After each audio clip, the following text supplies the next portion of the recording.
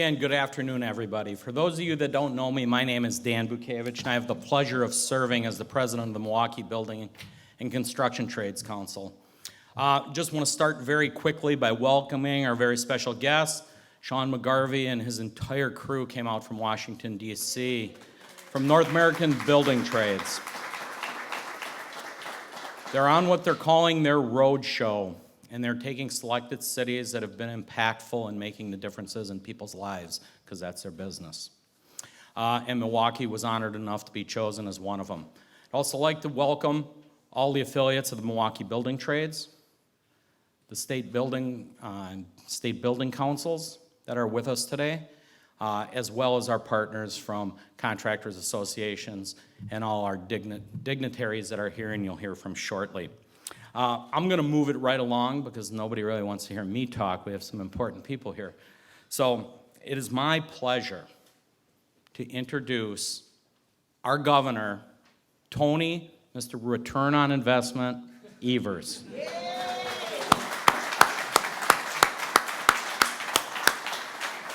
Thank you, Tony. Thanks so much, Dan.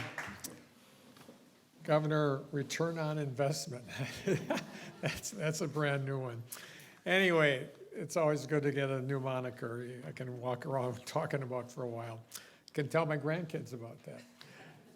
NABTU, thank you so much for what you're doing to bring this great event today and talk about the countless highlights that we've had over the past several years as it relates to building trades.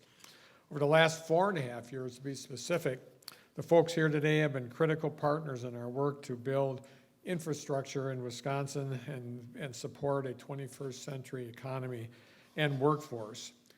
Together, we've provided newer, improved high-speed broadband access to more than 390,000 homes and businesses in the state. And after years of neglect, we're finally fixing the damn roads. We've improved more than 5,800 miles of roads and nearly 1,600 bridges in the state.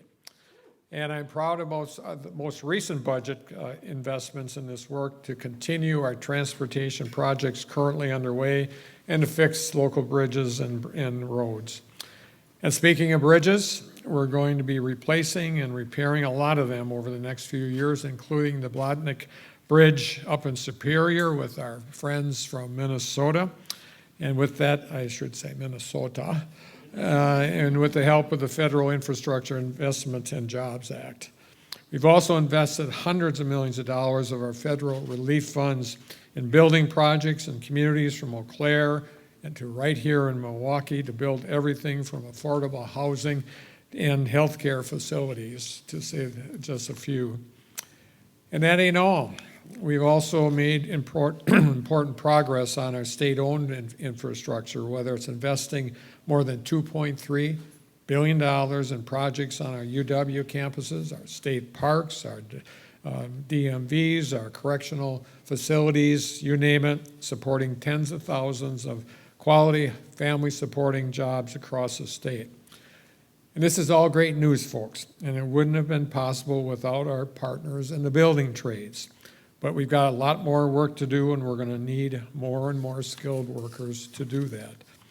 Wisconsin has seen record low unemployment and record high labor force participation and record involvement in our apprenticeship programs. But I don't have to tell you that Wisconsin faces a chronic workforce challenge for years, and addressing these challenges has been a priority of mine and all of yours since day one. We've been working year after year to restore collective bargaining rights and prevailing wage protections, as well as supporting project labor agreements and dumping right-to-work laws. And we'll continue in that fight. And I've been expanding job training and apprenticeship opportunities, investing in transit and housing for working families, and reducing barriers to make it harder for those who want to enter the workforce. Excuse me. Take childcare as an example. I had a great opportunity a few months ago to visit Plumbers Local 75 in Madison. They have a facility that is tackling this problem head on with childcare right on site for their apprenticeships and plumbers, and I know others do that too. And on top of that, that child care center is operating an apprenticeship program of their own to recruit more folks into the early childhood workforce. Talk about a win-win, folks. Unfortunately, we know more than half of our states lives in child care deserts in Wisconsin, meaning there's little or no child care available. And the care that is available is obviously many times too expensive. You know, I talked to a woman in Portage not too long ago who has 4 kids at that are in our local center, a care center, and it's costing her, for those 4 kids, about $900 a week. Folks, that's simply not affordable for anybody.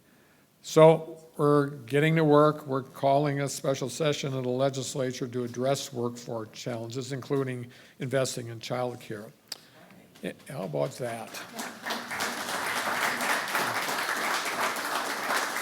We've got a comprehensive plan which includes continuing funding the Child Care Counts program, which has helped providers across our state keep their doors open, keep their lights on and employees paid, all the while keeping rates as low as possible as they can for working families. That program is set to end on January 20th. So we're fighting like hell to make sure the Republicans and the legislature understand just how important child care is to the success of our workforce. They're connected. Because we know that if this program ends, rates will go up, providers are going to lose staff, cut down on the number of kids they accept, or frankly, they're going to go under. They're going to close their doors. And that means for every kid that doesn't have child care, that did have child care, we're going to lose at least one parent to go home, and we're going to lose that person out of the workforce. And we know more than not that it ends up being women leaving our workforce. And talk about a lose, lose, lose. Folks, we have an amazing opportunity in front of us. Thanks to our strategic work over the past few years, we have a $4 billion, that's with a B, readily available surplus in Wisconsin to invest in the needs that have long been neglected. Coupled with President Biden's generational investments in our infrastructure and our workforce through the IRA and Infrastructure and Jobs Act, we cannot afford to take our foot off the gas. We need to meet this historic moment, and this is historic. Make sure Wisconsin is ready to build the next generation of workers and infrastructure in our state to be successful. So today, I thank you for inviting me to be here. It's great to be here, and keep on doing the work you are doing for the state of Wisconsin, our workforce, and our economy. We have to continue to move forward. So with that, let's get to work, and I'm going to turn this over to Sean McGarvey, I believe. Sean, you're up. Is that right? I'm wrong? I'm actually, no, you never make mistakes. You're perfect. I'm going to do a short introduction. As I said, North American Building Trades, we're very honored to have them select Milwaukee as one of their cities of the roadshow. This didn't happen by accident. We've had some great partners here. We've started the pilot daycare program. We are honored with Empower to get, and along with Trades Future, which Sean will talk a little bit more about. We've had some impressive labor agreements here too. And I just want to go back to this because this is really important as a subject here. The former Miller Park, now AmFam Field, the governor has put up a bill that's going to be coming through, and we're going to look for it, up to $400 million worth of infrastructure repair to keep the Brewers here and keep that stadium humming. We built that stadium, okay? Not only that, we built the one before that too. Building Trades goes back a while. But when they built that, it was one of the first projects that ever had diversity inclusion going on for the city of Milwaukee and Milwaukee County. And we met that. And ever since that, every labor agreement we've had has contained that. And that's one of the reasons North American Building Trades is here. We are progressive. We are doing the daycare. We're addressing the issues that the workers need, along with the diversity issues, childcare, safety, you name it. I couldn't be happier.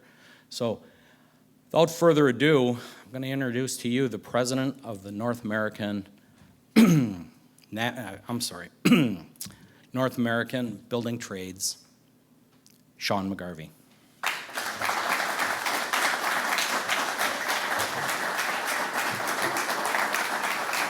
Please. Thank you, Dan. The work that you do here is so important and as a shining example of how to do it across the United States and, quite honestly, Canada. Kylie, our state building trades leader, where's she at? Secretary Treasurer. Thank you for the work that you're doing. Pam Fent from Milwaukee Labor Council, thank you, Pam, for the work you're doing. IBW Local 494, thank you to your whole team for hosting us today in this fabulous facility. Thank you to the governor. Thank you to the state building trades leader, Stephanie Bloomingdale, Lindsay Bloomer, the president and CEO of WRTP Big Step, which again is one of the programs that we're able to go around the country and talk about how it's done. It's not been beta tested. It's been ongoing for years, extremely successful. And a few years back, that program won a national award that I'm honored to give each year at our national conference. I didn't get a chance to see the mayor yet. I don't know if the mayor's here, Mayor Johnson. Our owners, contractors, and developers that are here. Again, the entire IBW and the 494 team. And finally, I applaud the students and the graduates, the child care participants, and all the building trades members, and the apprentices we had a chance, myself and others, to visit with the governor just a few minutes ago. You know, we like to say in the building trades, we're in the business of changing lives. The programs that you're going to hear about and the people that you're going to hear about shortly are the real reason that we get up in the morning and we do the work we do. We have our Congresswoman Gwen Moore here, who, if not for her and others like her, who just fight like hell every day to make sure working people have a voice in the United States Congress in Washington, D.C., and to make sure that major pieces of legislation that are going to keep people gainfully employed for decades have labor standards and apprenticeship standards in them, so that we can really live that middle-class lifestyle. So, Congresswoman, thank you for all the work that you've done for us. And you're going to hear about all this federal investment we see at the moment as an opportunity to provide opportunity to the next generation of skilled trades professionals, what we like to call now the infrastructure generation. Never has there been an opportunity in the United States since the greatest generation came back from World War II and built the middle class in the United States as we face right now, with the Biden administration and the Congresswoman and our peers put together to put us on the right track. We have on-ramps to registered apprenticeship, like apprenticeship readiness programs sponsored by our 501c3 Trades Futures. Quite honestly, our work in this space got so large at NABTU that we could no longer sustain it within NABTU. We had to create its own operation, try to fund it, try to find funding for it, because there's so much work that gets done. And Nicole Schwartz, who's our executive director from Trades Futures, who happened to go to school right here in this town, drove past our college on the way in from the airport. So we're excited about that. ARPs across the country have already seen exponential growth. In the last 15 years, there are now over 200 programs across the United States. 80% of the graduates are people of color, and 20% are women. And then with the infrastructure, as I said, with the CHIPS and the IRA and the federal investments ahead, these programs are going to see even more dramatic growth. As you will hear today, our model works, and it's one of the best opportunity pipelines for Milwaukee. Workforce development takes intentionality, takes commitment, takes resources. As the pandemic showed us, it takes supportive services like childcare. It also takes true partnerships, and yes, it takes collective bargaining to ensure that workers have a voice and a say in their future. Don't just take my word for it. Data shows that investing programmatically in workers throughout the workforce development pipeline and utilizing true workforce development tools like project labor agreements and collective bargaining work. Through this national road tour, we want to raise awareness about our opportunity pipeline and to highlight how building trades are the most promising, life-changing, diverse, inclusive, and equitable careers out there. The numbers and the stories you will hear about today will highlight our positive impact and demonstrate how investing in workers and workforce development programs like the unionized construction registered apprenticeships and ARPs and the wraparound services workers need are good for communities and they're good for business. I want you to know the progress and the impact of our work and how we are leading the industry in these efforts. The unionized sector is leading the industry in these efforts. Now, earlier this year, we unveiled a first-of-its-kind study to give the entire construction industry a benchmark in which we're all held to the same standard on DEI and workforce development programs. While we know we have a ways to go and much work to do, our numbers show that what we're doing is working. NABTU's programs and partnerships are driving real change in both recruitment and retention.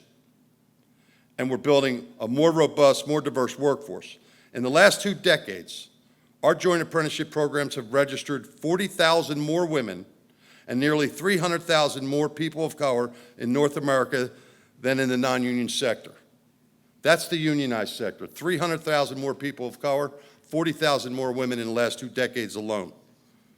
And we have doubled the number of women in our ranks in the past 5 years.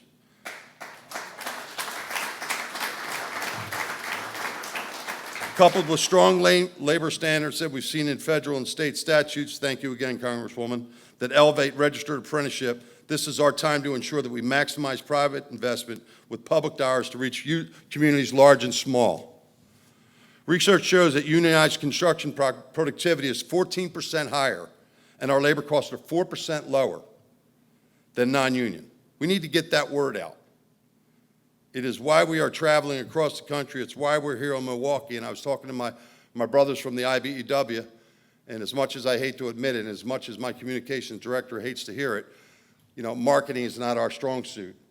But to get people into buildings like this, to see what we do, the investment, the partnership with our contractors, our public policy makers, and the communities in which we live and serve, that's what the word that we want out there. We want everybody in this country to know, from large hamlets, from large cities to small hamlets, that there's a place for you in the unionized building trades. If you're willing to get up at work in the morning, follow the instruction, you're going to have the utmost opportunity to have a gainful career and to move your family for generations into the middle class. That's what this road tour is all about. So let me give you a landscape overview. We know our model sets a bar high to meet the moment for the vast economic, community, and workforce development opportunities that are coming through these historic federal investments. As members of NABTU, we're at the forefront of this transformational moment, poised to lead and deliver on these vital projects, especially because of the strength and capacity of our workforce development model. The unionized construction sector and our partners have always recognized the importance of investing in our most valuable asset, our skilled and dedicated workforce. This workforce development focus is what sets us apart as a standard bearer of excellence across this industry, and quite honestly, it's the reason that the building trades are so strong today, because we've been investing in workforce development and skills for over 100 years now.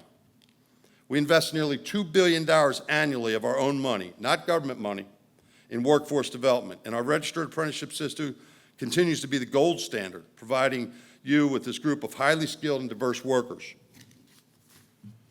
To give you a sense of the capacity, if we were a K through 12 school district, our training infrastructure, where we have 1,600 of these type training centers across the United States, if we were a K through 12 school district, we'd be the 5th largest school district in the United States. There's over 260,000 people in these training programs right now. If we were a state university system, we'd be the 3rd largest state university system in the United States, after the University of California and SUNY New York. If we're 5 times the size of Ohio State, that always gets a big line, big clap outside of Ohio when I say that. Not so much when I said it in Ohio.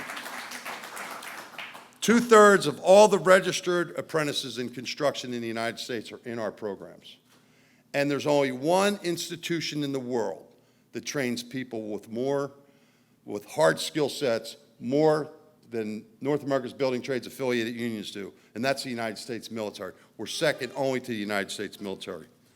So these rigorous registered apprenticeship training programs, which provide college credits, by the way, and are 3 to 5 years long, as well as our continued education system to upgrade the skills of our journey people, equip people with the knowledge and expertise required to meet the demands of the modern construction industry. And if you tour one of these training centers, you just see how modern this modern construction industry is.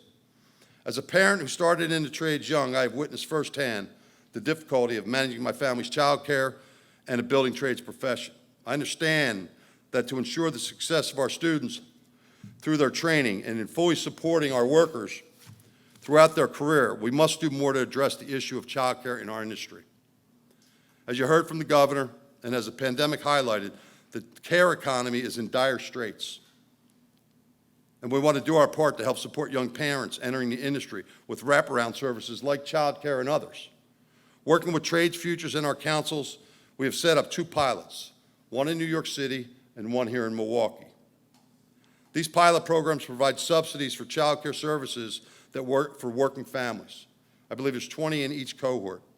The cost of these pilots is significant, extremely expensive.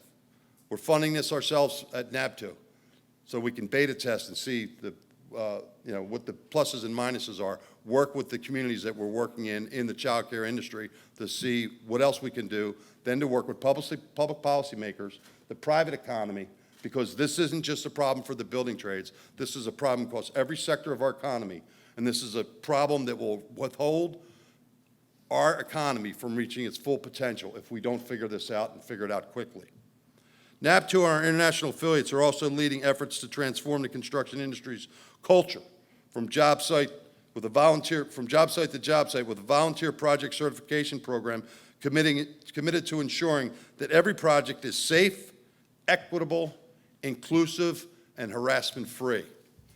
Everyone in this room knows what a LEED certified building is.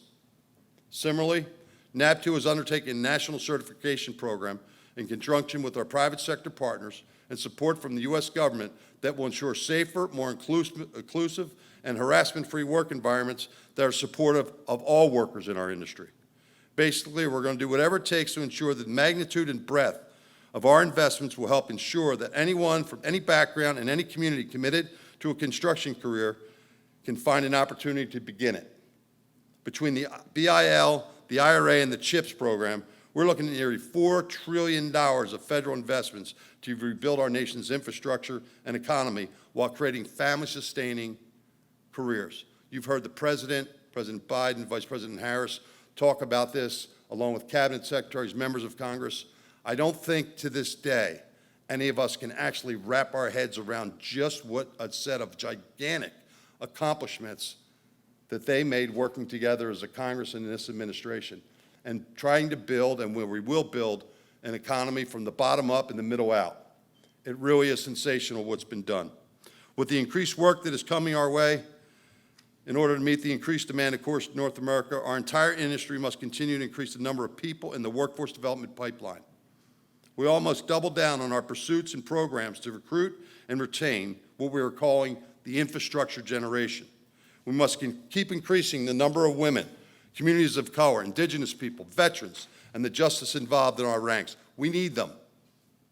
As I have said, the commitment by NABTU to deliver best trained, most highly skilled and productive workforce in the world is consistent and unmatched.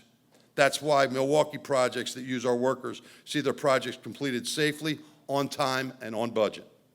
The local relationships here in Milwaukee with owners, contractors, and developers, local and state governments, and community partners sets an extremely high bar, which we use it as an example. Let's look at some of the work here. The Couture project. This project that we will tour tomorrow has private and public investments. Housing Investment Trust funding and HUD funding. The Housing Investment Trust is the people that are in an apprenticeship school right now who are contributing through their collective bargaining agreement into the IBEW pension fund, which is invested in the Housing Investment Trust, which is financing a portion of that project. So it's creating a full circle, good, strong returns on the investments for our pension funds and job opportunities for these new apprentices, older journey people, and our contractors. It's a mixed-use facility, and it promotes clean energy, mass transit, and more. It's really a bold venture and something that other developers in the country will be following. Additionally, the FPC Entertainment Venue, the Northwestern Mutual Tower, 2 other ongoing local projects that also have project labor agreements and exceeding their goals for diversity and inclusion.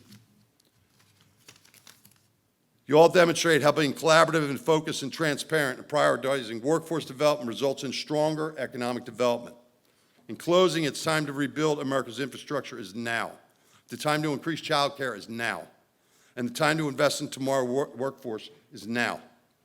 We can and we must do all three, as we can't afford anything less if we want a safe, strong, dominant worldwide economy. As I've said, it will take all of us, industry, government, and labor, prioritizing workers in every community to meet today's needs and deliver tomorrow's innovation. The building trades are doing it. Join us. Join the opportunity pipeline and the next generation, the next greatest generation, the infrastructure generation. Thank you very much.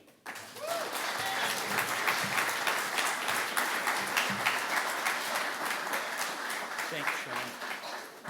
Thank you so much, Sean. As you can see, North American Building Trades and President McGarvey is fully vested in many things, and these many things are changing a lot of lives. And that's kind of the theme going on today.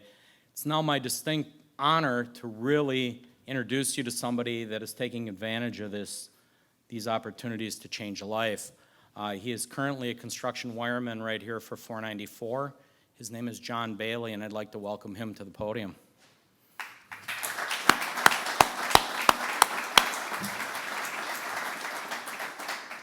Welcome, John.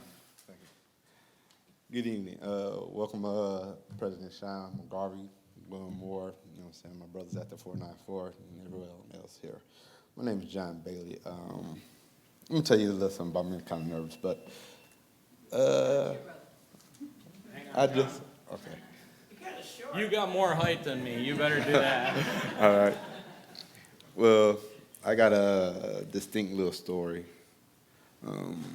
I grew up on 26 and Brown, single parent, mother, got into a lot of trouble, did 10 years first time going to prison, got out, you know what I'm saying, went back 2.5 years. In the process of doing all that time, you know what I'm saying, my first child, I lost his life, but coming out of prison in 2021, I gave myself a chance, you know what I'm saying, I was working full-time, just trying to keep myself focused. I seen the program through the Halfway House. It was at SDC, and it was called the Absolute Advantage Program. And throughout the time, I always look at the bulletin board. I see all the trades on there. I was like, okay, I'm gonna try to go do this program while I'm going to work. I did the 10 weeks, you know what I'm saying.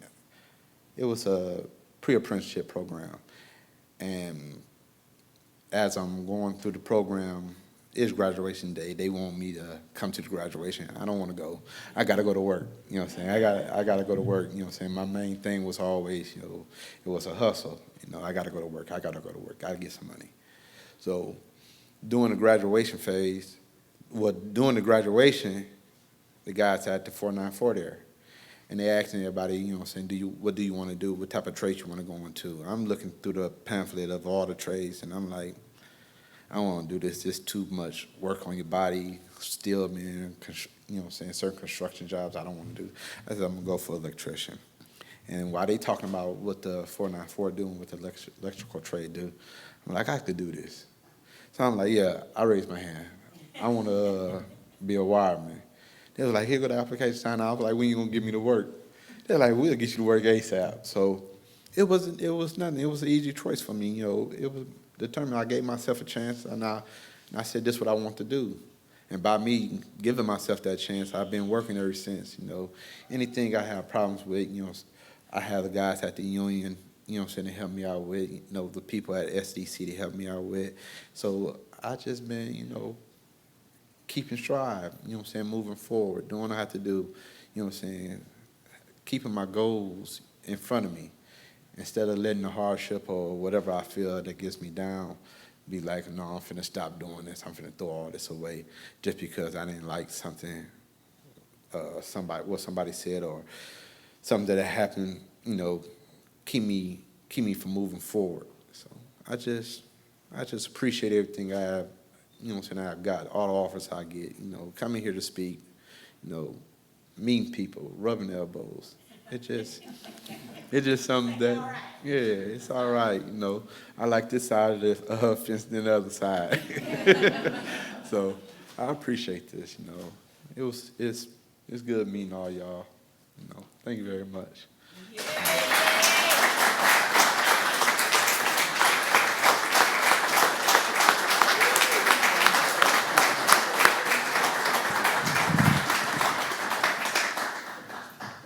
John, you're truly an inspiration. You embody everything that we're trying to do. We're trying to help people better their lives. And just remember one thing, you're never alone when you're in a union. Your brothers and sisters will always be there for you. You need help, you ask them, and you will persevere, and you will be a journey worker for the IBEW very soon. Congratulations on everything you've accomplished.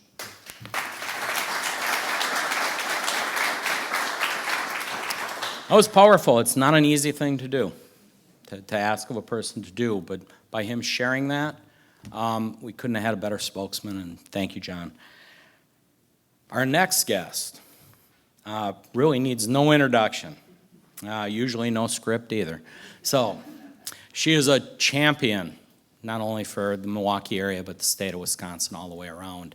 Fierce fighter, always knows where she sits with labor, always has the building trades back.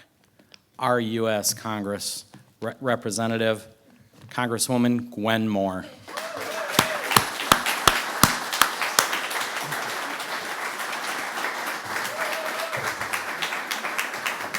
Now, that was really mean to make me speak after John Bailey.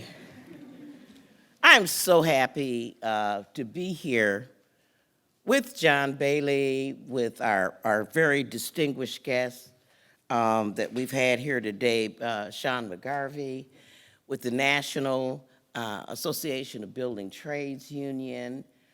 This is like, I feel like I could be an electrician. I've been in this building so many times. But you know, John, I don't know if I could do the time like you did, because it really does take time and really making up your mind. Let me say, I was really happy to come here today. I mean, there were lots of road closures. There were a lot of cranes up.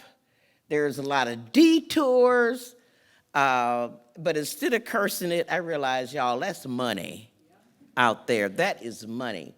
And I just have to brag. I know others have spoken, but I've got to brag about being a member of the United States Congress during the 117th Congress with Joe Biden.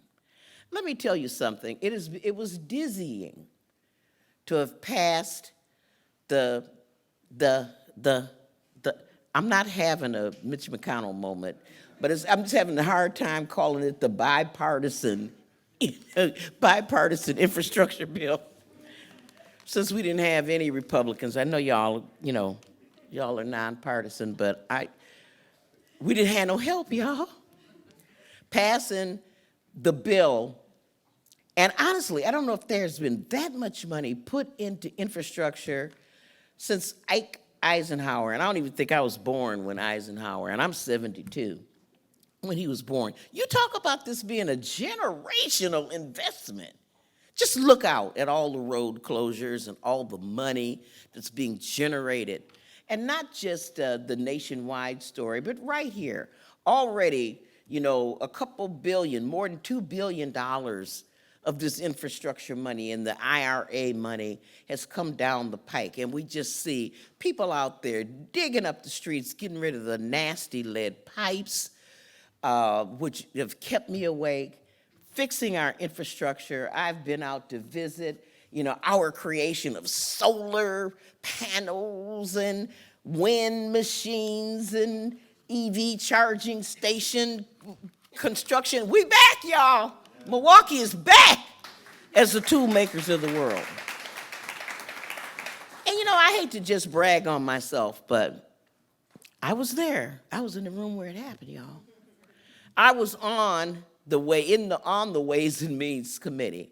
We put the tax credits and stuff together for the Inflation Reduction Act. I was in the room where it happened when we provided the tax credits for the largest investment in energy and climate action, not only in the United States, in the world, in history. I was in the room where it happened, y'all. And I was in the room where it happened. I served on the Science Committee. in the 117th Congress, where we put the CHIPS bill together so that we don't have the supply chain disruptions that we had during COVID. And we stuck on stupid waiting on dumb to come.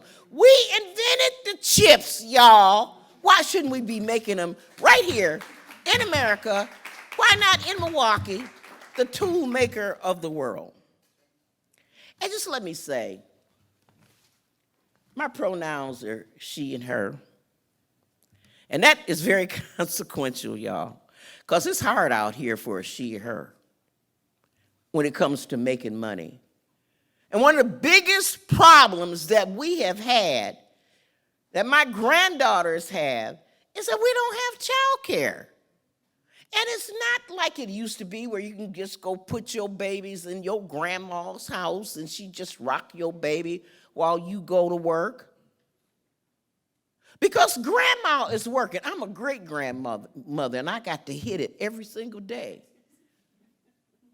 Women are working, and all the complaints about our not being in the workforce, first of all, it ain't true. We out here hustling every single day. And it's hard to figure out how to do it. And we don't want to oppress our sisters, the ones that are providing this uncompensated care, because I don't care how much you pay them, it ain't enough money to take care of our babies. The government has got to be involved. Private sector has got to be involved. Thank you, building trades, for leaning into this. We have got to. Because in order for women to take advantage of these jobs, they've got to have child care. And we ain't playing, y'all. When I was on the Ways and Means Committee, one of the things that worried me the most is that we're going to spend this trillions and trillions of dollars. We're not going to be able to get away with doing it probably anymore else in my lifetime. How are we going to make this investment without bypassing the usual suspects, women and minorities? Well, for the very first time in history, we wrote into the legislation incentives and requirements for Davis-Bacon prevailing wages and for diversity, equity, and inclusion, something that pissed off some of the people.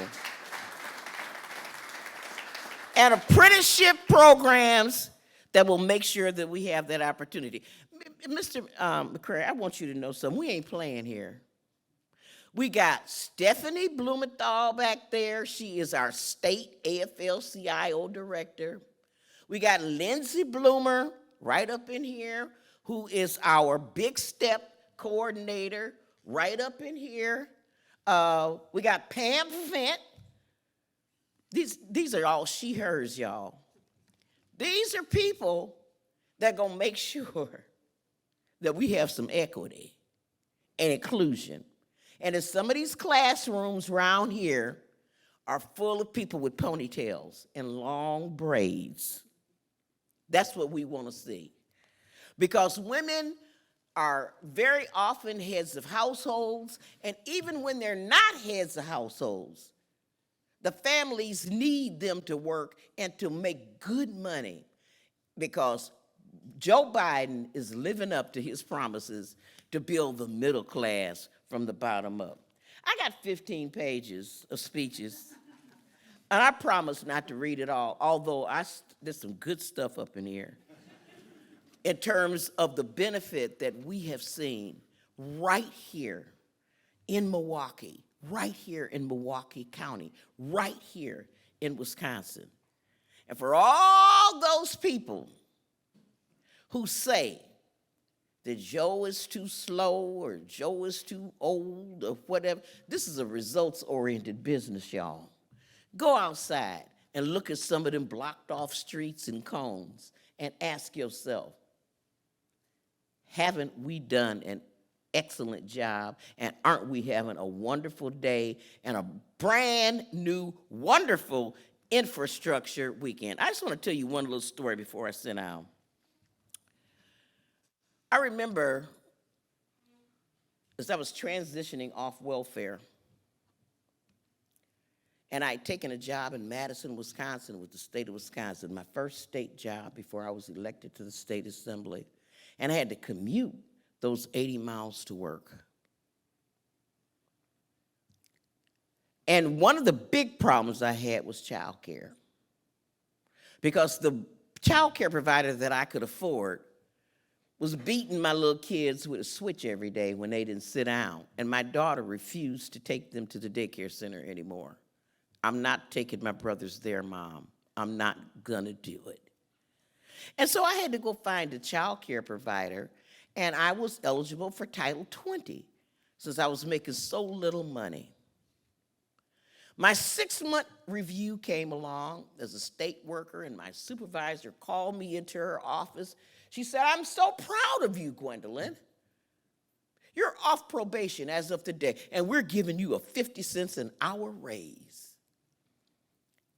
I said, "I want to thank you very much, but please don't take me off probation, and please don't give me a 50 cents an hour raise." It was like October by then. I said, "Because if you do, I will hit a benefit cliff, and I will be ineligible for Title 20, and I won't have a daycare, and I'll be 80 miles away from my children, and I won't have anybody to take care of them."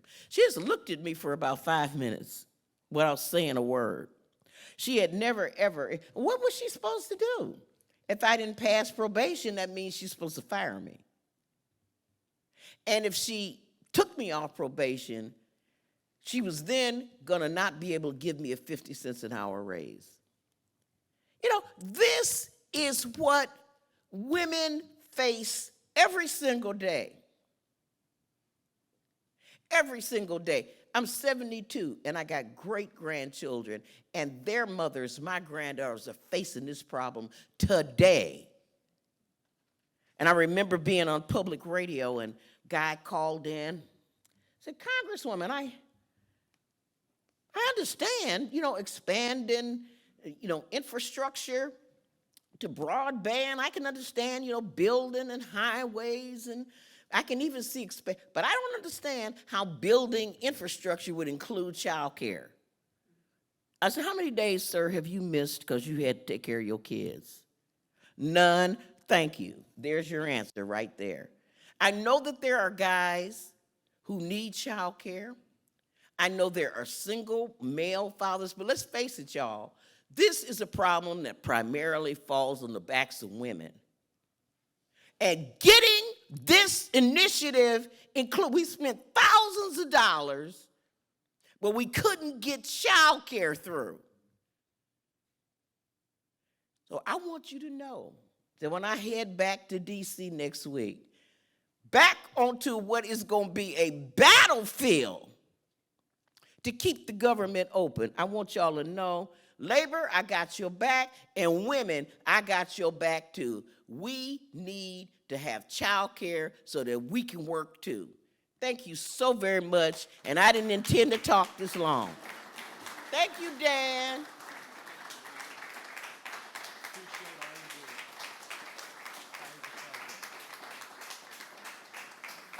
Thank you so much, Congresswoman Moore. And that actually leads me to a different part of our program, a little unexpectedly, as we're waiting on the mayor a little bit. But I want to introduce to you a labor leader in her own right here in Milwaukee who's really come up through the ranks, and she's currently the president of the Milwaukee Area Labor Council.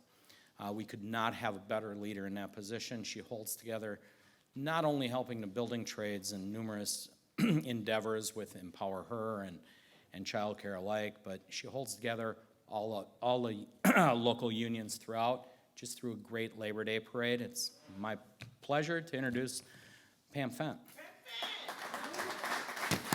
Thank you, Pam. Good afternoon. Thank you, Dan, for that great introduction. So many truths are being spoken here today. I thank the Congresswoman for telling her personal story. We wish that story wasn't still relevant today, but I know Ashley was nodding all through what you were saying because she's in that same boat, as you said, this very day. So I wanted to say thank you to Trades Futures and to North American Building Trades for sponsoring our childcare pilot. We called it Building Better Childcare in Milwaukee. And we are doing that through our Empower group, which is our group that is seeking to get more women into the building trades. And founder of Empower, Kyla Engelke, is sitting in the front row, and she's such an inspiration to all of us. So we want to increase the labor force participation of women. We want to see more women in the building trades. We know we can do it. I come out of the laborers. That's a union company out there doing sewer and water work with all the orange cones up, so you're right. Don't be mad when you see orange cones, be happy. You know, right now on the state legislature, you heard from the governor, you heard his vision, it aligns with us. Today they're talking about proposals to have 15-year-olds be approved to work in daycare centers in the state of Wisconsin. They're talking about raising the ratio of teachers to kids from 4 1.5-year-olds for each teacher to 12. Ashley, who's going to speak in a minute, has an almost 2-year-old. Kyla's got babies. Anybody who knows kids, has grandkids, has nieces and nephews knows that one person is not going to be able to adequately take care of a dozen 2-year-olds. These are bad proposals. They are not going to increase our the assurance that a parent needs to go to work, that their baby is adequately taken care of and to be productive. So we want to have a care economy that takes care of the people who are taking care of our babies and our elderly, for that matter, and it is something we need to work on, and I'm so proud that the building trades is trying to lead that way. And so we have invited a couple of the participants in our child care program to say a few words to you. And so first up, I'm going to introduce from Laborers Local 113, my union sister, Ashley Sueda. She's a journeywoman laborer in Milwaukee. Come on up, Ash.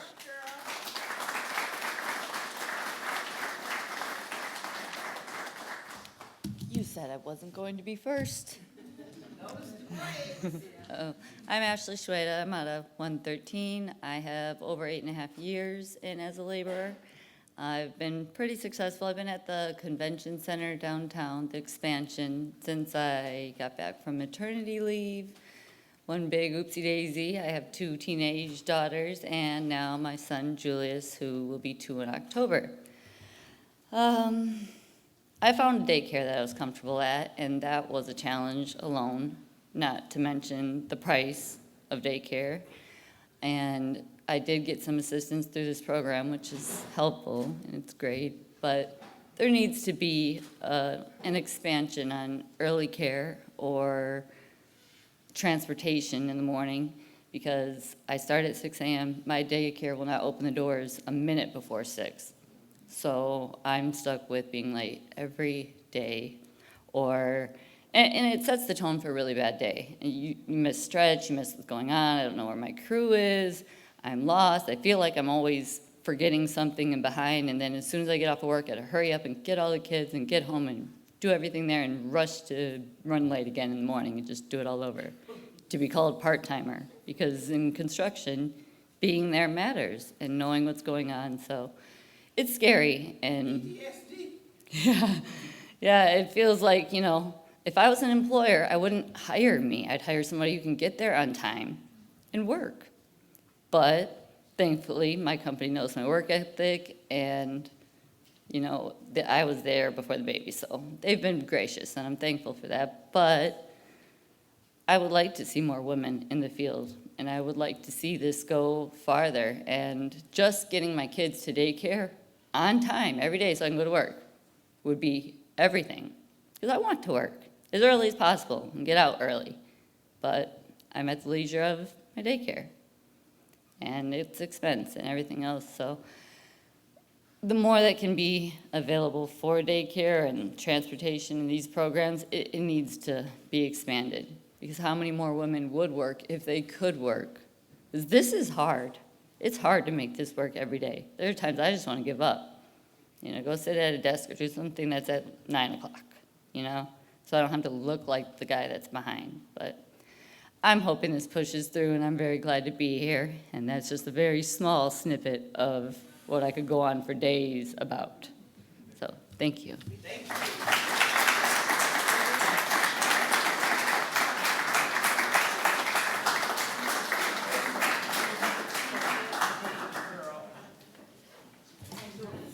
And now we'll hear some remarks from Molly Daly, who is an apprentice sprinkler fitter with Local 183.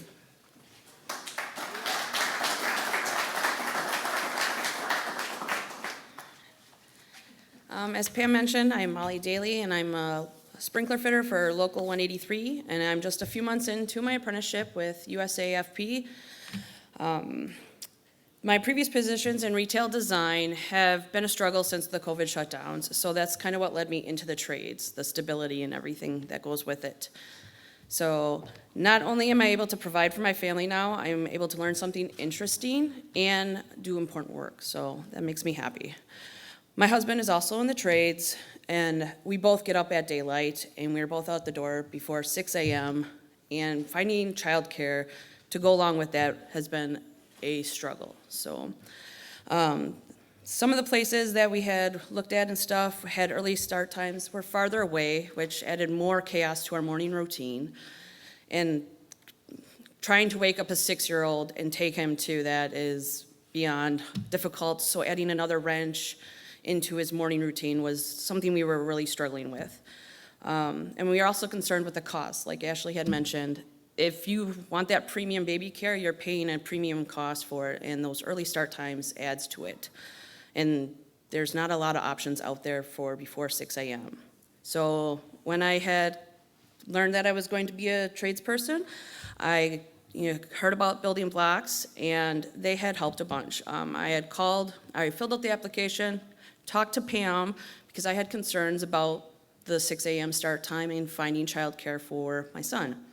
So she was able to inform me what they were able to provide, and she also gave me a website to search and possible transportation options, but it really didn't align with what me and my son wanted and my husband had wanted. So she was also able to, once me and my husband, decided what we were doing for our provider, gave her an extra information, and we were able to proceed with the application. It was pretty simple, which was nice because starting out a new career path was chaos to begin with, and also getting prepared for the school year was something else that was beginning to be a struggle. So the application process helped make it easier for us. It was imperative that our daycare provider and the finances were aligned. And since me being a journey person, or not a journey person, just an apprentice, we were starting out with lower fiscal means to kind of get the needs that we needed. So Building Blocks was there to help, and they helped supplemented the finances that we needed, and they were very helpful in that, and I'm very gracious for that. Being a non-traditional apprentice, they made the transition to the trades a lot easier for me. I want to see this program help and encourage other parents, especially women, to make the transition. If parents are apprehensive to make the change, they're not going to. So their assistance was imperative to my decision-making. And Building Blocks is there to help every step of the way. You just got to reach out, talk to Pam. And it's programs like this that I feel like can make the difference for more tradeswomen, more tradespeople, younger people, single parents to make the change. So, thank you.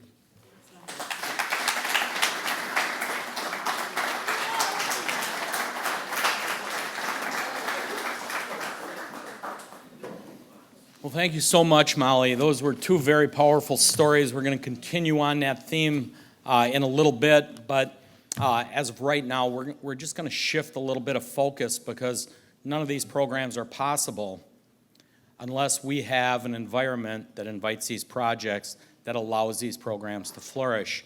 And we have a great champion here for the city of Milwaukee who is pushing not only for the daycare programs, but diversity and union participation on all the projects going on in Milwaukee that are currently going on and will be going on in the future. It is my pleasure to introduce Cavalier Johnson, the mayor of the city of Milwaukee.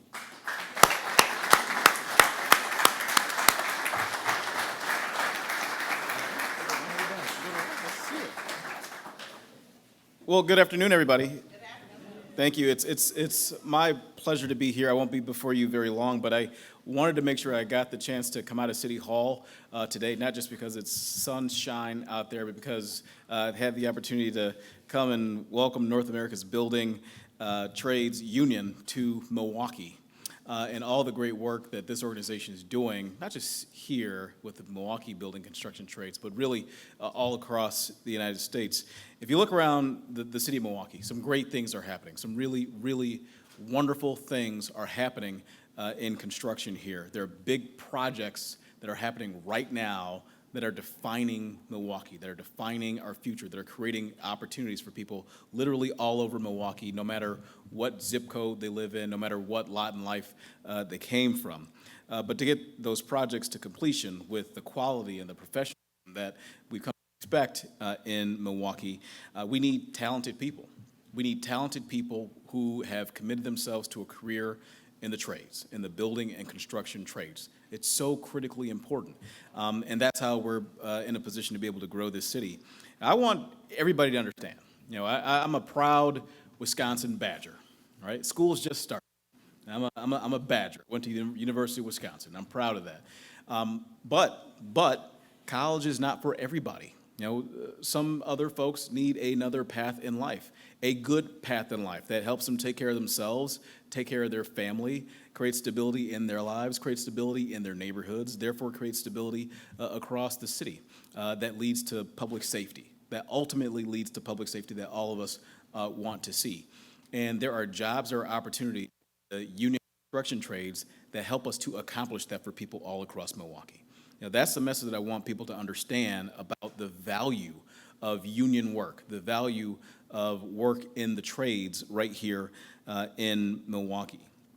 So I've seen the work that's underway in Milwaukee. I think all of us have. You can't really miss it if you're traversing through the city. So from lead pipes being pulled from underground to adding new peaks to our sky, it's the men, it's the women, it's the folks in the trades who are getting it done, who are making a difference, who are using their hands, who are using their skills in order to impact and change this entire community, this entire city. And I'm so thrilled to be a cheerleader for that as mayor, and I'm so thrilled to be a partner in the labor movement to get more people connected with family supporting career opportunities in the trades. Thank you all so much. You've got a partner in me. Thank you.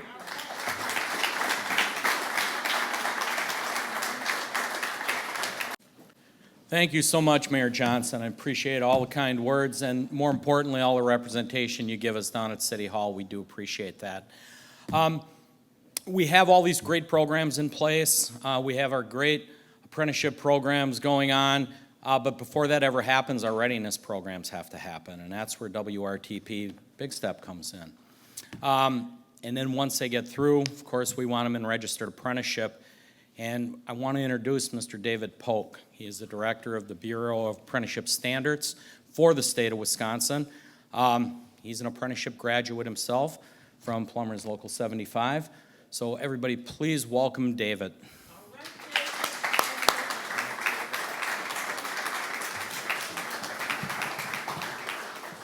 Thank you kindly for that very, very kind introduction.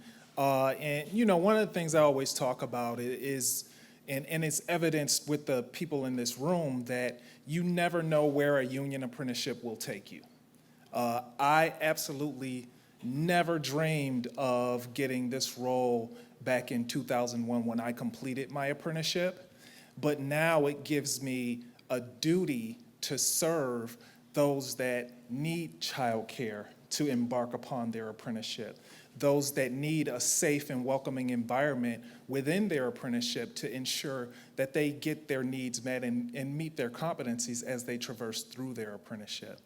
That has now become my duty. So I'm very excited to have NABTU here in visiting Milwaukee. Thank you so kindly for the invite, Pam and Kyla.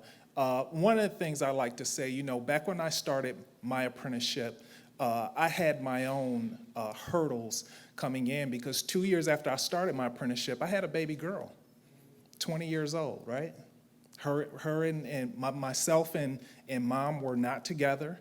So, when I had my weeks on with my baby girl, I had to find my own childcare.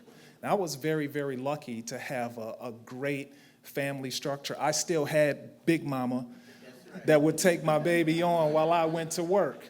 But unfortunately, everyone doesn't have that, Everyone doesn't have that. So I'm very, very excited with the investment and the work that Pam and Kyla are doing with the child care investment. And one of the other things that we're doing with Empower is the statewide mentoring initiative. And they're pushing out what they had started locally to a statewide initiative to make sure that women in the trades have someone to turn to as a mentor to help them traverse through their apprenticeship. So I'm very, very excited that we were able to partner with them to push what they're doing exceptionally well out to the entire state. We are at a point in our workforce that we cannot afford to be unwelcoming to anyone in our trades. We have $4 trillion in national investment in infrastructure. And for the most part, we don't have enough people to man all of those jobs, right? So we cannot afford to not be welcoming to those of different backgrounds, to women that would like to embark upon these occupations. We can't afford to. So the work that we're doing at the state of Wisconsin, at the Bureau of Apprenticeship Standards, is helping to ensure that all apprentices have a welcoming place when they step on that job site. Because the only thing that they should be worrying about is meeting their on-the-job competencies and meeting their classroom competencies and getting licensed or certified. So that said, I'm very excited for the partnership. Thank you for coming into Milwaukee and taking a look at all the exciting work that we're doing. And everyone, thank you for all of your support. We couldn't hit the benchmark numbers that we hit without all of you. So thank you all. Have a great evening.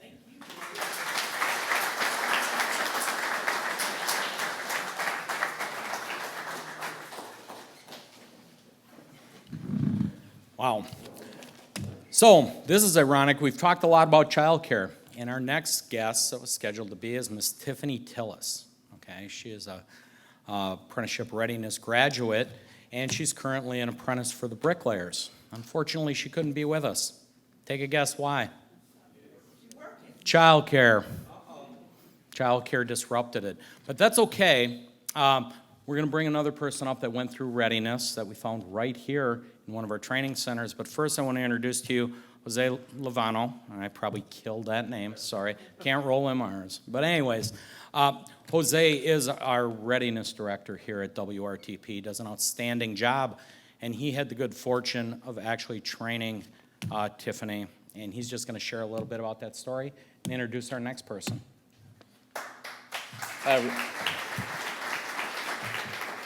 Hey, everybody. As Dan mentioned, my name's Jose Lovano. I am a programs coordinator at WRTP Big Step. I was very fortunate in being able to work with Tiffany.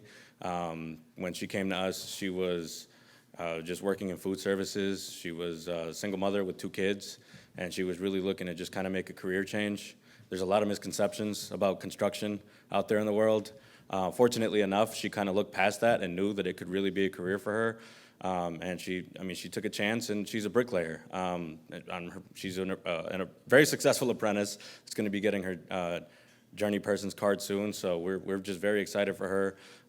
But if I could be honest with you guys, that's just one example of hundreds of stories that come through our buildings on a day-to-day basis, literally every single day. So as much as we love to celebrate her, I think that, the work that happens at Big Step, I think, is incredible, but none of it would be possible without the collaboration that's coming from everybody that's here today, NABTU and all the great work that they help us implement in the classroom to help people get where they need to be. So a huge thank you to everybody. I know on behalf of Tiffany, she was really excited when we had the conversation about it yesterday, just to confirm. And I know that she's probably pretty heartbroken about not being here, but I'll send her this video, so she'll be okay. But I am really, really, really excited. As Dan mentioned, we found somebody here today, and that should just kind of go to show the kind of impact and the role that Big Step plays on apprentices coming into the building trades and what it could do for them. But I have a good friend of mine here today. His name is Dominic Sizzo, second-year apprentice here at Local 494. So I'll ask him to come up to the stage and share some of his story.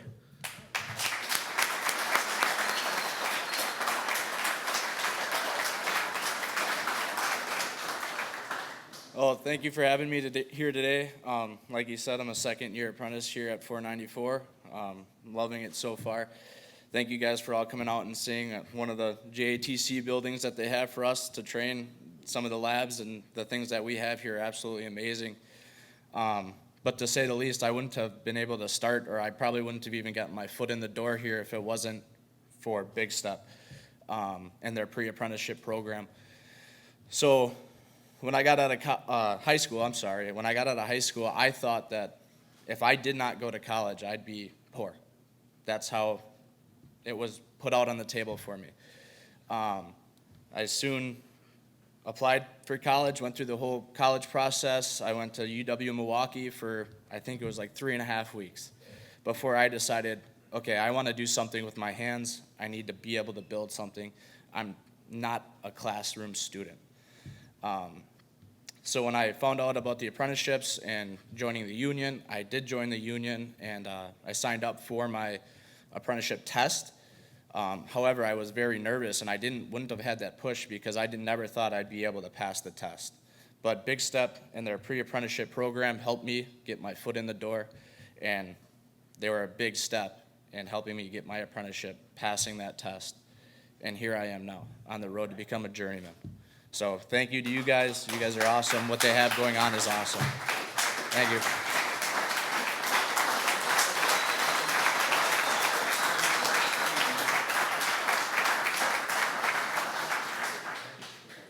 Well, thank you so much, Dominic. It's truly inspiring, without a doubt. You know, as we do these things, we talked about partnerships, and we can have all the programs in the world, and readiness and apprenticeship, but if we don't have the projects, we can't execute the plan. Our next speaker is a visionary here in Milwaukee, and it's reflective in his company. It's Barrett Lowe Visionary, okay? I met Rick Barrett some years back when he did his first signature project here in Milwaukee that helped redefine the skyline of Milwaukee, and it was called the Modern. And it's down right near Fiserv Forum. It actually kick-started that whole Deer District is what it did. But his current project is the Couture. That's the focus of it now. And this is where we can implement those programs. And without people like Rick, who's been an outspoken advocate for the trades and apprenticeship, all the best plans in the world can't take place because we need a place for them to happen. And he's the creator of many of these places. So please welcome Mr. Rick Barrett.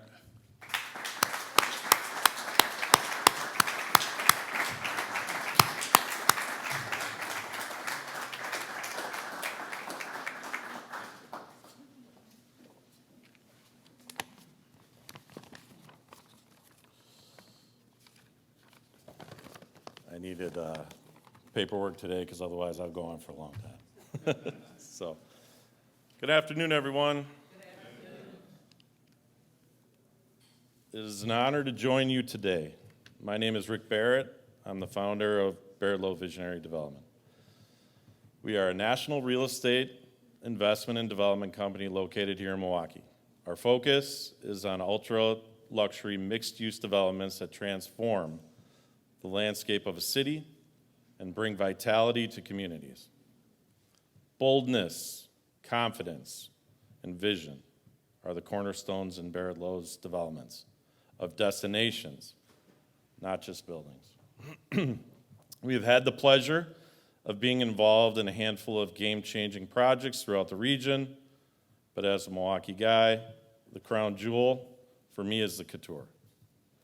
As many of you know, the Couture is currently under construction in downtown Milwaukee, next to the lakefront. This is a project I believe will be transformational for the city of Milwaukee, our community, and the local workforce.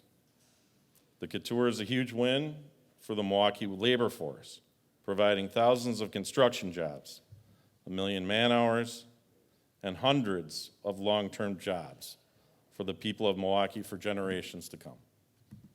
The HITS investment in the Couture translates into high-quality union jobs on a project that is truly setting the stage for the future of Milwaukee. This project has and will continue to create tremendous opportunities for job creation and workforce development, including over 2,000 construction-related jobs and 150 permanent jobs. We are focused on providing much-needed jobs and skill development in our underserved communities, and are committed to hiring 25% disadvantaged business enterprise and 40% Milwaukee residents.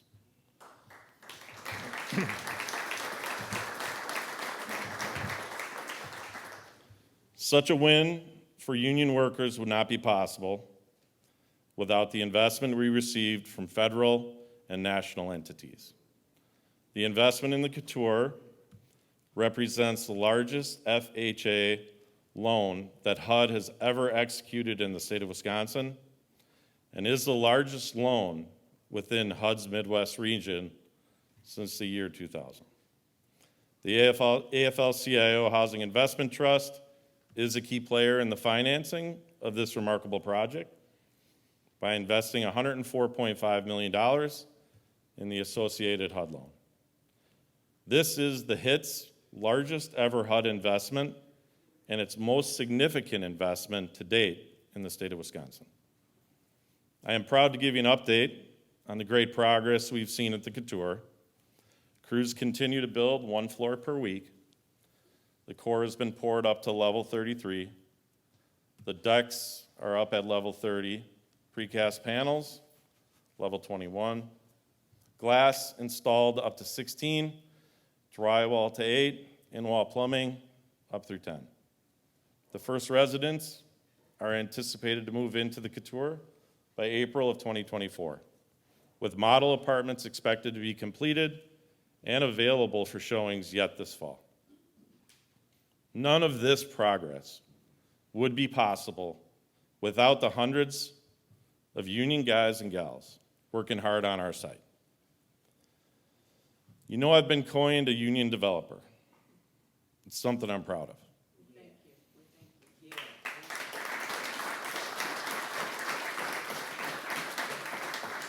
The projects my team and I develop strive to be top of the line.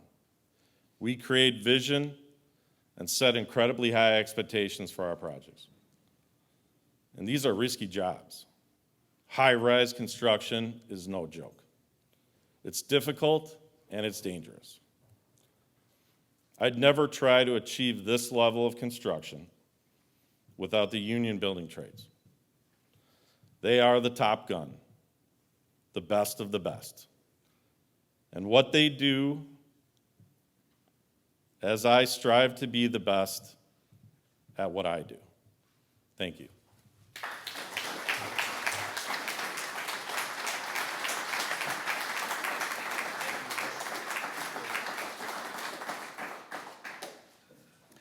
Thank you, Rick.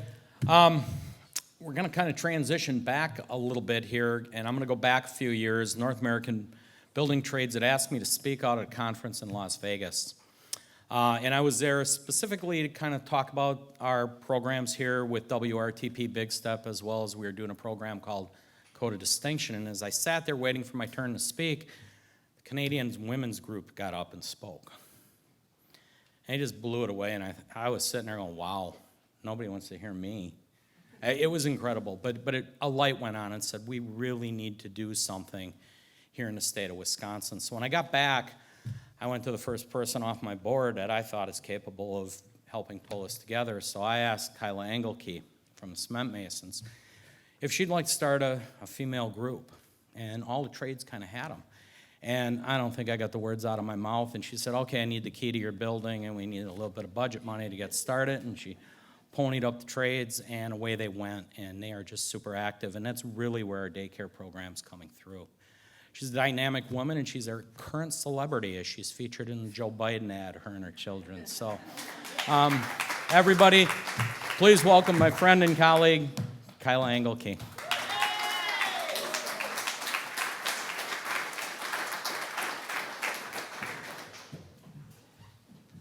Thanks, Dan. Over the course of my adult life and career, I've collected a lot of different experiences, so many cool projects I've worked on, teams and initiatives that I've been a part of.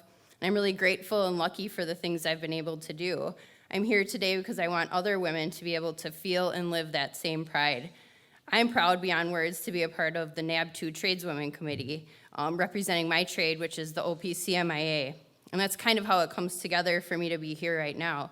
I'm equally proud to be a part of the creation of Empower, which is our local affinity group created with goals that include outreach, retention, and promoting a path to leadership for women in the construction industry. And then most related today, we want to break down barriers like childcare. And that's another piece of how I'm here right now. At the very root of all of this, I'm a concrete finisher, also a heavy highway cement mason, a concrete road builder. I've done this since I was 18 years old, before I had any intention of this being my full-time career. And I had zero idea when I embarked on this journey what the implications would be if I chose to become a mom. That leads me to my next most important job. At 43 years old, I'm the proudest mom of a 3-year-old little girl and a 1-year-old little boy. I'm so lucky to have been able to have my kids later in life, and because it just so happened at that point where I have family who's my mom, who's also my hero, who was able to retire from her full-time career and be the nanny for my babies. She was with me throughout my career and understood, as a full-time career woman herself, the impossibility of navigating the logistics of a full-time career as a new mom, especially in heavy highway construction. Unlike her own career, which was more of an 8-to-5 type of situation, mine came with tons of variables that make childcare an actual barrier. For example, I never knew from one day to the next what time I would start or what time I would get done. Never. For me, the days started when we could see and when we could make noise, which is usually at 6 or 7 in the morning. And that was typically in addition to anywhere from 30 minutes to over an hour of drive to get there. So it was normal for me to leave the house before 5 a.m. to get there on time and ready for work. I would go to different locations, sometimes for a few days, sometimes for a few weeks. And I never knew until Friday night, this is the honest truth, I never knew until Friday night if I was gonna have to work Saturday or not. By a show of hands, how many of you can imagine waking up your baby, getting them ready, and then dropping them off and getting to work to start before 6 a.m.? Hell no, me neither. As a matter of fact, most daycares aren't even open that early. And when do we get done? Who knows? For me, the concrete would dictate when I got done, every single day. There was no planning, no predicting, no making any promises to be somewhere by some time until I was in my vehicle and driving. And then there's traffic. But that's another variable that potentially puts parents in a legal bind, because you cannot just leave your kids in daycare for more than 12 hours a day. And it's not recommended that they're there for longer than 10 hours a day.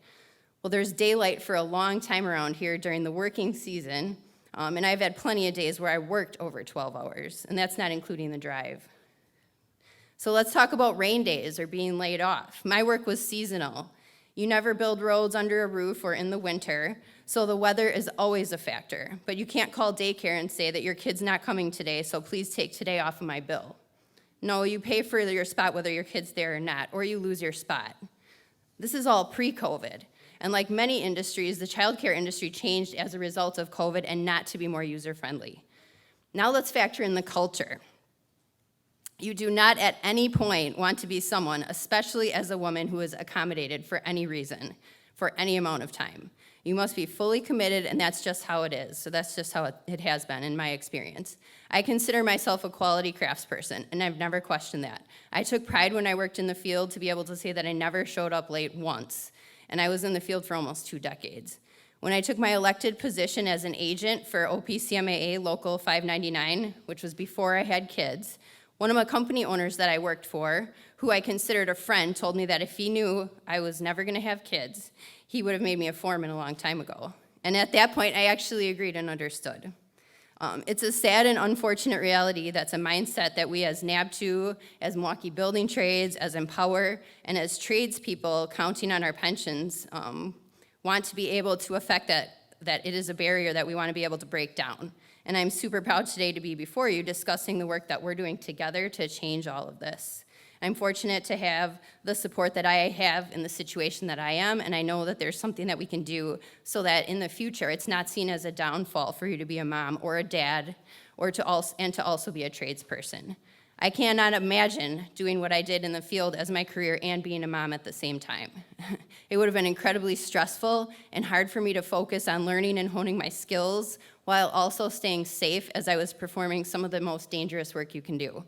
That's why today I feel honored to be surrounded by this team of people from all over the country, from all across the trades and all facets of government, national and local, and in all parts of this industry. The time is now for us to do this, and this child care pilot project with NABTU is the beginning of us innovating for the sake of the industry and to make sure that these careers are an option and a good, solid, fulfilling option for anyone who wants to do it, and that's including anyone that's a mom and a parent or who wants to be one. So. Thank you, guys.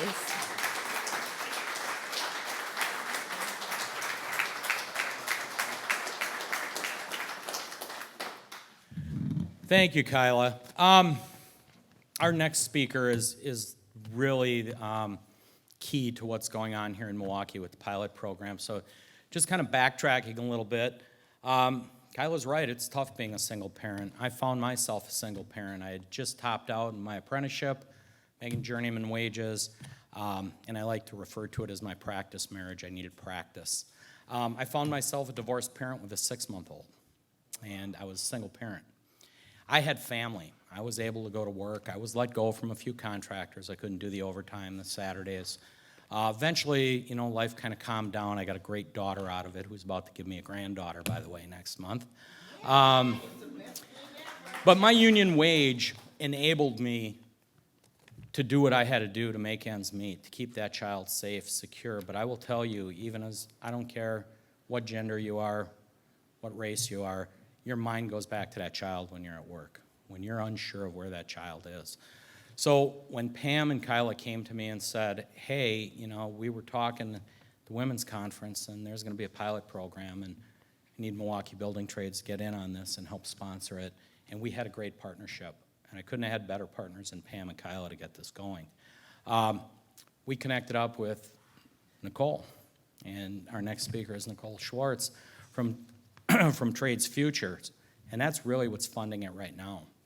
And it'll fund it for a while, and it's a great program, but as all these speakers have said, we got to find long-term solutions to this, whether it's through collective bargaining or whatever. We can't take the chance of having it there through grants and goodwill of others.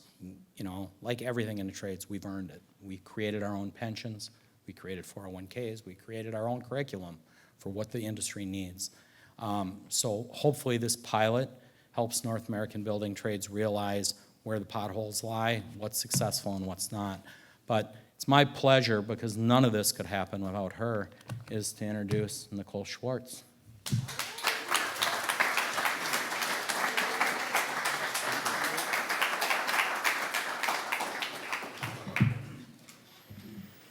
Hello, all. Like Dan said, my name is Nicole Schwartz. I am the Executive Director of Trades Futures. First, I'd like to say thank you to 494, Local 494, for hosting, and thank you to the Milwaukee Building Trades Council and Empower Her for pulling all of this roadshow together. It's been really great to have such good engagement from so many different facets of the construction industry here in Milwaukee. Trades Futures is a nonprofit set up in 2022 to focus on broadening pathways into the building trades for historically underserved communities. But first, before I get into kind of what we do, I'll get into kind of where I started. Not too far from here, I started my professional career in 2008 as a middle school teacher at Samuel Morris Middle School here in Milwaukee Public Schools. I worked here until 2015 when I moved to Washington, D.C., and I will always look back on my time at MPS very gratefully. That is really, truly where I became a professional, and I can't emphasize that enough. I will always be MPS proud. And I'm truly grateful to be able to continue to uplift the local community in our work through Trades Futures. As been mentioned here so far today, we have two initiatives that we work in here in Milwaukee, apprenticeship readiness programs in conjunction with WRTP Big Step and the Building Trades Council, and the Building Blocks Childcare Pilot with Empower Her and the Building Trades Council. And the pilot here, I'm really excited for because what we're trying to do is look for solutions to a challenge often cited by women who are either leaving the industry, unfortunately, or trying to get into the industry. And that is a lack of flexible, affordable childcare. Emphasis on both of those. And I think the thing we've discovered here in Milwaukee is that for every single mother, every single father, every single family, the puzzle is different. Every family is going to experience something different, and what we hope to be able to do through this pilot project is to provide data and real guidance to policymakers, local partners, how they can kind of really form the future of care. What will the child care future look like? Because as we know right now, as we've heard today, it's not working as it currently exists. So, in addition to that, we'll be able to provide assistance to 10 families. And as Dan mentioned, we'll figure out how to kind of push this forward as long as we can until we kind of find some of those solutions. And as we look for more ways to recruit and retain our workforce, apprenticeship readiness programs, like the programs available through WRTP Big Step, open up a window into an industry for many who may have never considered working in construction. Our ARPs have been successful nationally in our efforts to diversify the industry. 80% of our graduates and placements are people from communities of color, and 20% are women. From high school students to the justice involved, we want to make sure everyone who is considering a new opportunity considers an opportunity in the building trades.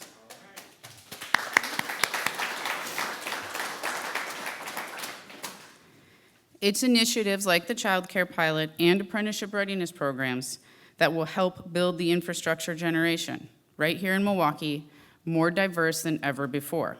And ready, I think this is the important part and what we emphasize, ready to meet the industry demand for decades to come. Thank you so much for having me. It's great to kind of come home, and I can't wait to kind of come home in the future and work on these efforts together. So thank you.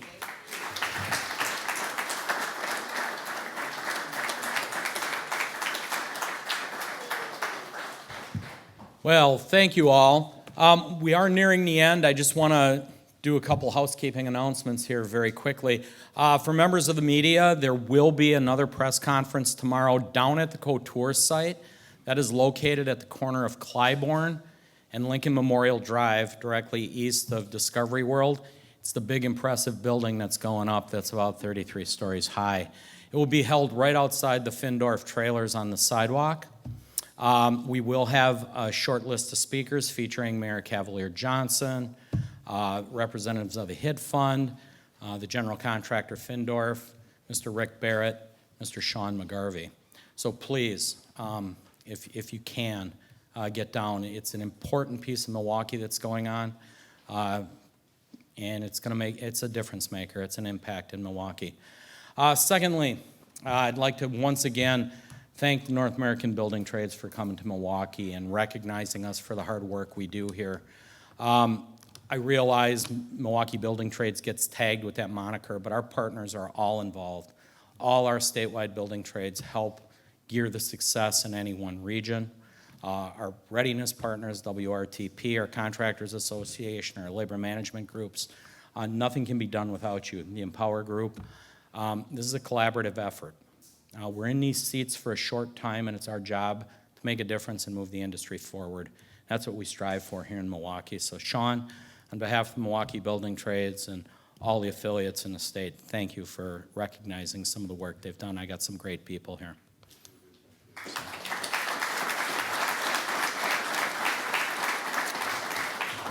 This will wrap up our press conference here, but for the media, if you'd like to do interviews, Sean, Mayor Johnson will be available for some time, or any of the speakers if you'd like to elaborate on some of their stories.